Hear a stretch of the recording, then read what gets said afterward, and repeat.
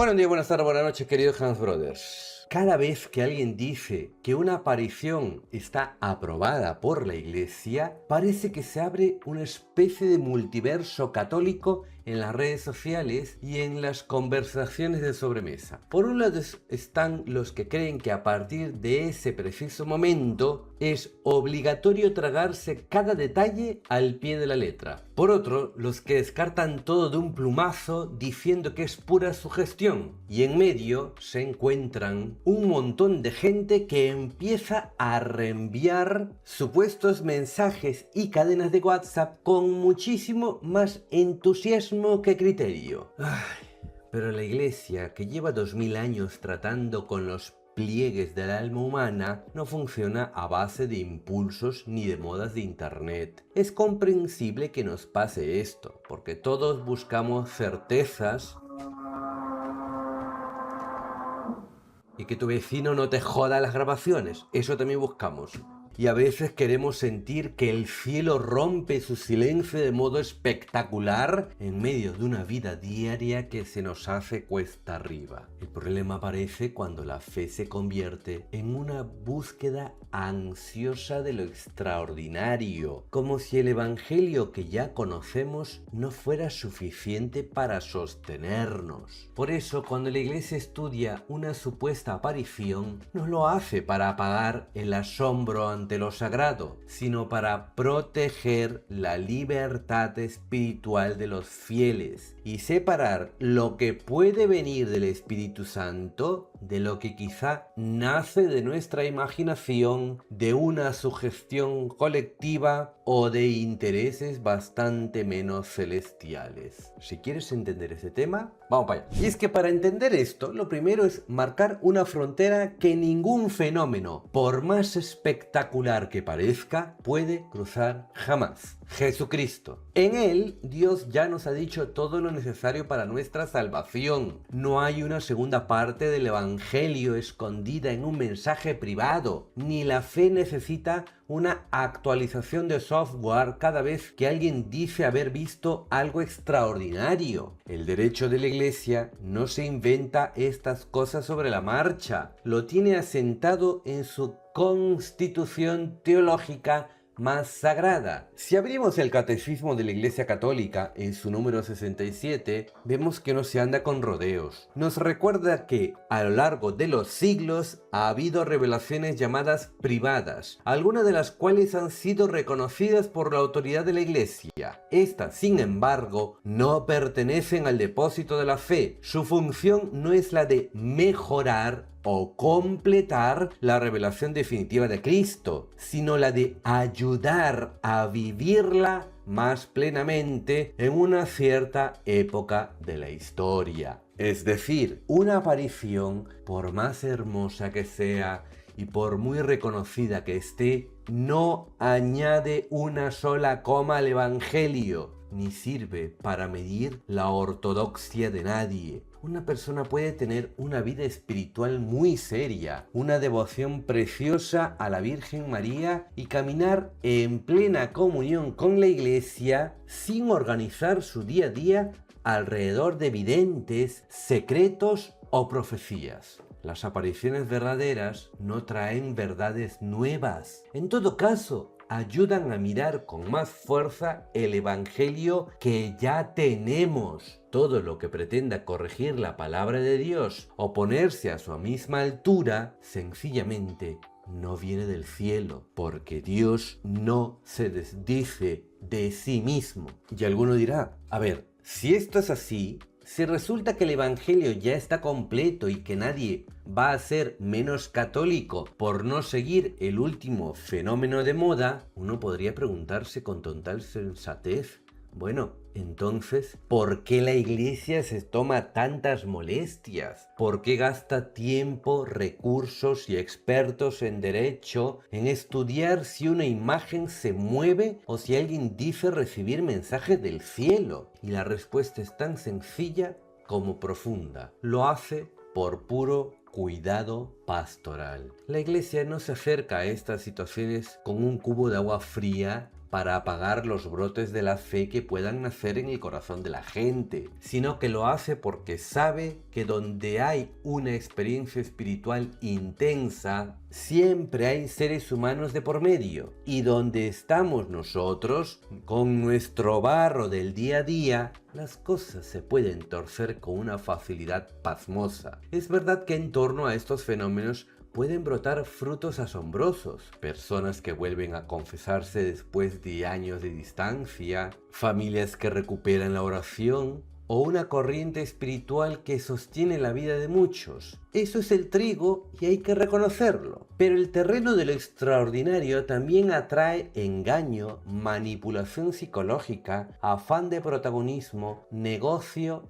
sectarismo, especialmente cuando hay personas enfermas, familias desesperadas o gente vulnerable buscando un asidero. Por eso la Iglesia investiga, no para ahogar la libertad de Dios, sino para cuidar la fe del pueblo sencillo y evitar que una experiencia supuestamente espiritual termine dejando a las personas más confundidas, dependientes o heridas que antes. No como yo, que voy a terminar más cabreado con los vecinos que tengo. Madre de Dios, qué amargura. Por eso aquí es donde tenemos que cambiar el chip y entender qué significa realmente la palabra aprobada. Porque en el lenguaje de la calle nos solemos imaginar un certificado oficial con el sello del Vaticano que garantiza que allí ocurrió un milagro histórico y que es incuestionable. Pero el derecho de la Iglesia, especialmente con la renovación que se hizo en el año 2024, quiere usar un término que suena a latín de sacristía, pero que es de una sensatez totalmente aplastante. Nil obstat. Estas dos palabras significan literalmente nada se opone. Las nuevas normas dictadas por el Vaticano en mayo de 2024 definen el nil obstat con una prudencia muy clara. La Iglesia reconoce signos de una acción del Espíritu Santo en medio de esa experiencia espiritual, y al menos hasta ese momento no ha detectado aspectos especialmente problemáticos o riesgosos. Fíjate bien en ese giro. La Iglesia no está afirmando un certificado que diga decretamos que la Virgen bajó físicamente a este árbol. Lo que está diciendo es más humilde, más preciso y más pastoral. Que esa propuesta espiritual puede ayudar a vivir mejor la fe, que los fieles pueden acercarse a ella con prudencia y paz, y que nada de eso convierte cada detalle del fenómeno en una verdad obligatoria venida directamente del cielo. Esto resuelve una confusión enorme. Que la Iglesia permita y acompañe una devoción no significa que convierta cada palabra de un vidente en una verdad caída del cielo. Significa que mira los frutos, vigila los riesgos y permite que lo que pueda hacer bien crezca dentro de la comunión eclesial, sin que nada nos desvíe de la única verdad que salva, que es Jesucristo. ¿Y quién se encarga de poner orden en todo este asunto? El primer protagonista no es un influencer católico que opina con vehemencia en redes, ni el canal de Telegram que comparte supuestas profecías apocalípticas, ni mucho menos el señor entrañable que vende estampas a la salida de un santuario. La primera responsabilidad recae en el obispo de la diócesis donde están ocurriendo los hechos, porque es a él a quien se le ha confiado el cuidado concreto de esa porción del pueblo de Dios. Pero esa responsabilidad no se ejerce por libre, porque la decisión debe caminar en diálogo y con aprobación del dicasterio para la doctrina de la fe. Porque hay que tener una cosa muy clara en el corazón: que una aparición se haga famosa no le da jurisdicción. Que tenga devotos no la convierte en magisterio. Y que a alguien le emocione profundamente no sustituye al obispo. Cuando a un pastor le llega la noticia verosímil de que algo extraordinario está pasando en su territorio, su deber no es mirar para otro lado, ni dejarse arrastrar por la opinión pública. Si el asunto tiene peso suficiente, nombra una comisión con teólogos, canonistas y peritos necesarios según la naturaleza del fenómeno. Se escuchan testimonios, se levantan actas, se estudian los materiales y el obispo redacta un votum, es decir, su dictamen y propuesta personal, pero no decide como una isla. Ese expediente se envía al dicasterio para la doctrina de la fe, que revisa el caso, aprueba o modifica la conclusión propuesta, y solo entonces se comunica la decisión final de acuerdo con Roma. Es un mecanismo pensado para evitar personalismos, frenar impulsos y recordar que la fe católica no se vive por libre. Cuando esta comisión de investigación se sienta a trabajar, no lo hace para buscar efectos especiales ni para dejarse impresionar por luces extrañas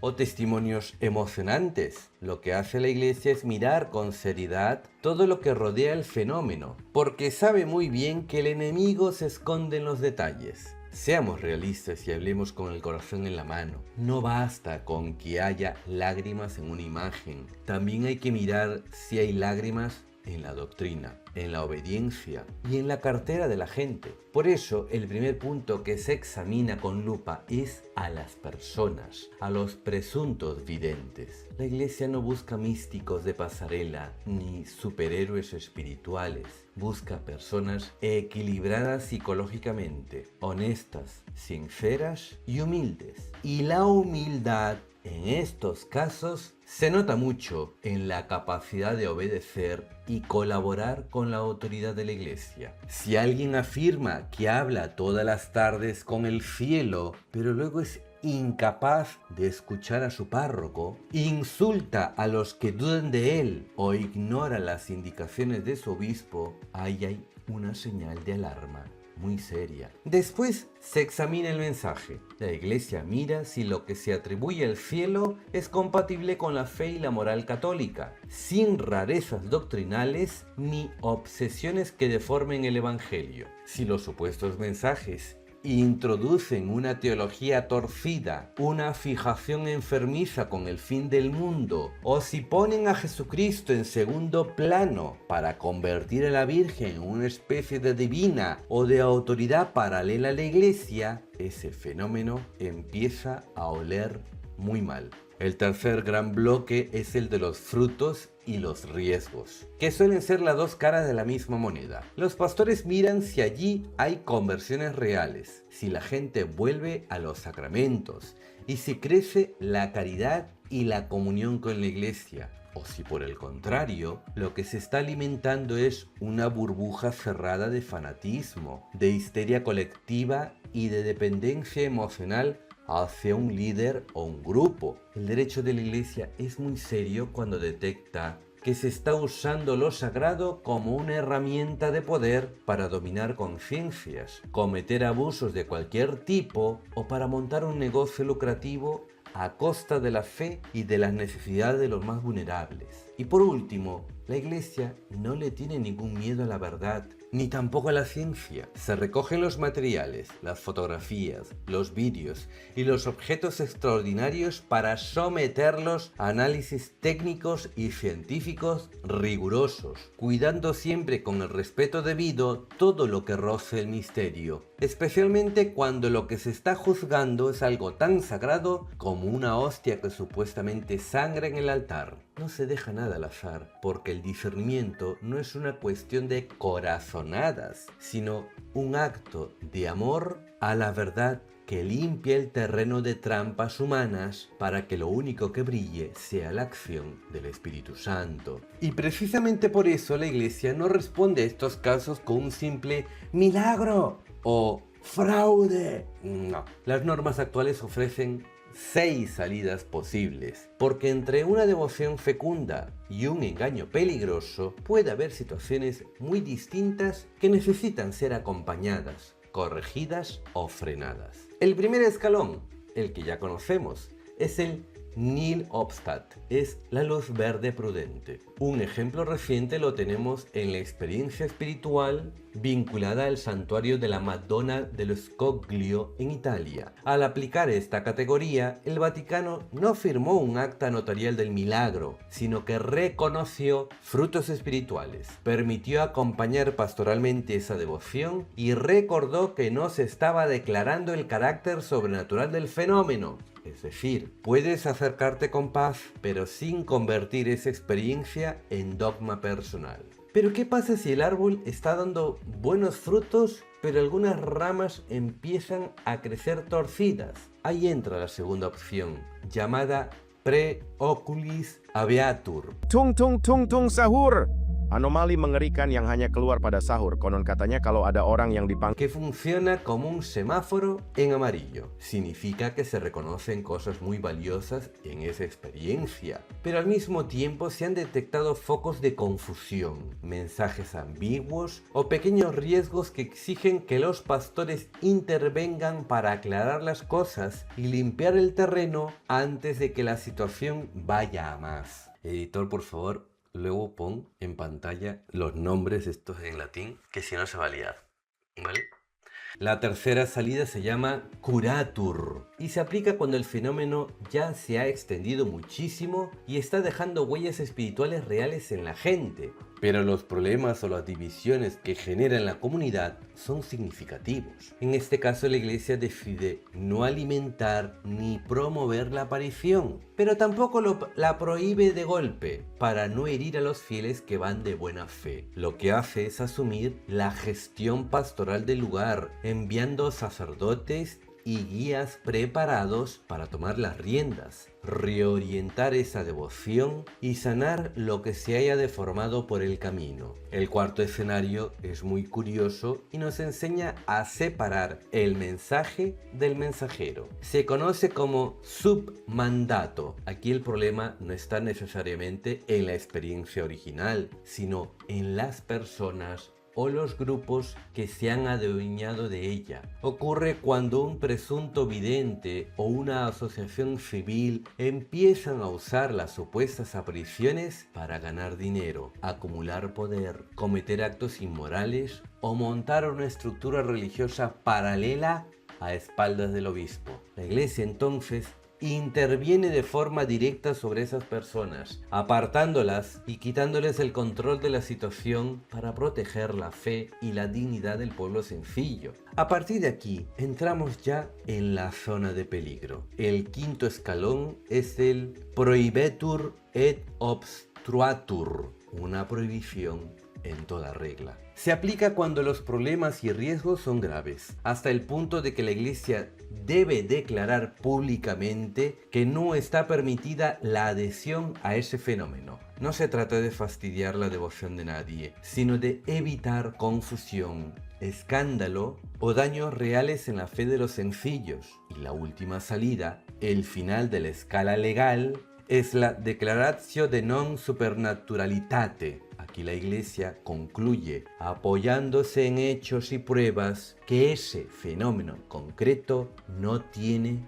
origen sobrenatural. Eso no significa que Dios no pueda haber tocado el corazón de algunas personas que rezaron allí con sinceridad, porque Dios sabe sacar bien incluso de terrenos confusos. Significa que las presuntas apariciones, los mensajes o el fenómeno investigado no pueden presentarse como venidos del cielo. Un caso real y rotundo ocurrió en el año 2025 con las presuntas apariciones de Dozulé en Francia. Tras estudiar el caso, el Vaticano autorizó declarar definitivamente que el fenómeno no tenía un origen divino auténtico, debido a los graves problemas doctrinales y pastorales que arrastraba su difusión. Como ves, esta escala de 6 niveles nos regala una lucidez inmensa, porque nos demuestra que la Iglesia tiene la madurez, la experiencia y la paciencia necesarias para no meter todo en el mismo saco, recordándonos que entre el cielo y el fraude hay un abanico entero de realidades humanas que necesitan ser acompañadas, corregidas o, cuando no queda más remedio, cortadas a tiempo. Y después de todo esto queda una consecuencia práctica para nosotros. Una aparición puede ayudar a vivir la fe, pero también puede convertirse en una trampa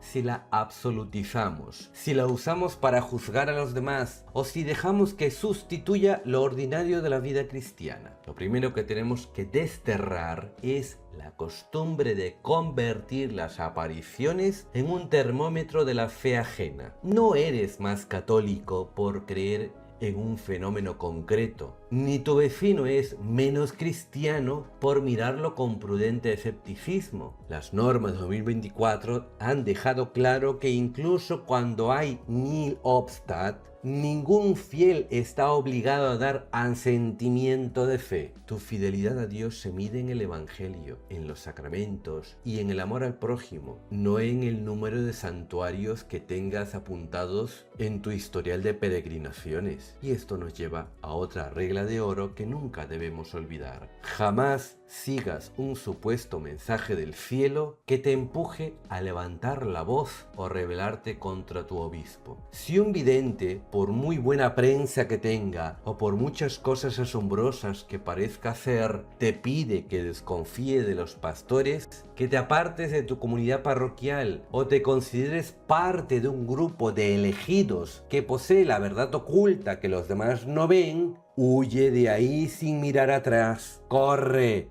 Porque ninguna aparición verdadera va a construir una iglesia paralela, ni va a romper la comunión. Porque la Virgen María jamás va a competir con la iglesia que fundó su Hijo. No convirtamos a personas de carne y hueso, con sus propias fragilidades, en gurús espirituales a los que consultar el futuro, como si el cristianismo fuera una ciencia oculta o una adivinación piadosa. Y tampoco caigas en el error de pensar que porque en un sitio determinado hay conversiones, confesiones o sanaciones, eso ya demuestra de forma matemática que el fenómeno original viene del cielo. Dios es sumamente bondadoso y aprovecha cualquier rincón donde sus hijos se arrodillan con el corazón limpio para derramar su gracia. De manera que un cambio de vida es la prueba de que Dios escucha la oración de los sencillos, pero no es un certificado de que cada detalle narrado por el vidente sea palabra sagrada. Y por último,